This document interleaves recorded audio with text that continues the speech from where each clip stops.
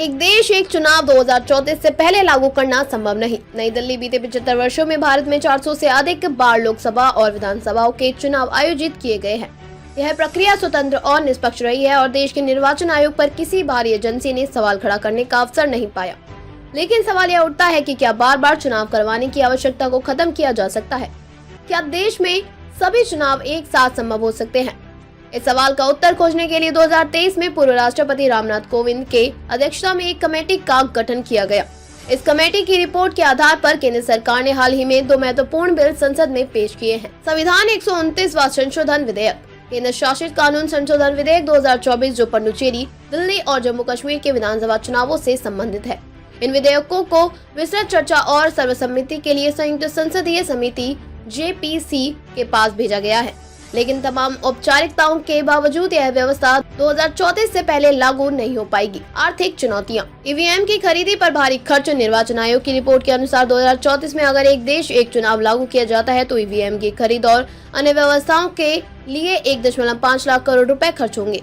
इस राशि की तुलना करें तो 2024 के लोकसभा चुनाव पर अनुमानतः 1 लाख करोड़ रुपए खर्च हुए थे। सुरक्षा बलों की तैनाती में दोगुनी वृद्धि। एक साथ चुनाव कराने के लिए सेंट्रल सिक्योरिटी फोर्सेज में 50% वृद्धि करनी होगी। वर्तमान में जहां लगभग 3.40 लाख सुरक्षा कर्मी चुनाव ड्यूटी पर तैनात होते हैं, वहीं 2034 के लिए यह संख्या बढ़कर 7 लाख करनी होगी। वोटिंग पैटर्न पर प्रभाव। थिंक टैंक IDFC इंस्टीट्यूट के अध्ययन के अनुसार वोटिंग पैटर्न पर चुनावों के समय का गहरा प्रभाव पड़ता है। 77% वोटर एक साथ होने वाले लोकसभा और विधानसभा चुनावों में एक ही पार्टी को वोट देते हैं।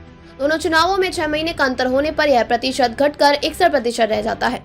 6 महीने से ज्यादा का अंतर होने पर यह प्रतिशत और भी कम हो जाता है। एक साथ चुनाव के लाभ।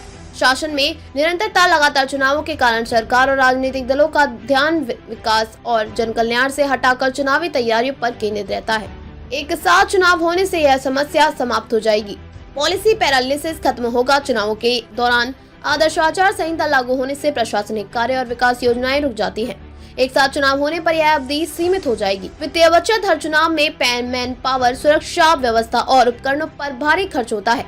एक साथ चुनाव से इस खर्च में कटौती होगी। प्रशासनिक दक्षता। पुलिस और प्रशासन के अधिकारी बार बार चुनावी ड्यूटी पर तैनात होने के बजाय अपने मूल कार्यों पर ध्यान केंद्रित कर सकेंगे। एक साथ चुनाव के समर्थन में आंकड़े। 2019-2024 के दौरान 676 दिनों तक आदर्श आचार संहिता लागू रही, यानी प्रतिवर्ष लगभग 113 दिन। अकेले 2024 के लोकसभा चुनावों में अनुमानतः 1 लाख करोड़ रुपए खर्च हुए।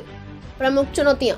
कानूनी और संवैधानिक अड़चनें। संविधान के अनुच्छेद 83(2) और अनुच्छेद 172(1) के अनुसार लोकसभा और विधानसभाओं का कार्यकाल तय है। इसे बदलने के लिए बड़े पैमाने पर संशोधन करने होंगे। राजनीतिक सहमति। विभिन्न राजनीतिक दलों की सहमति प्राप्त करना अत्यंत कठिन है।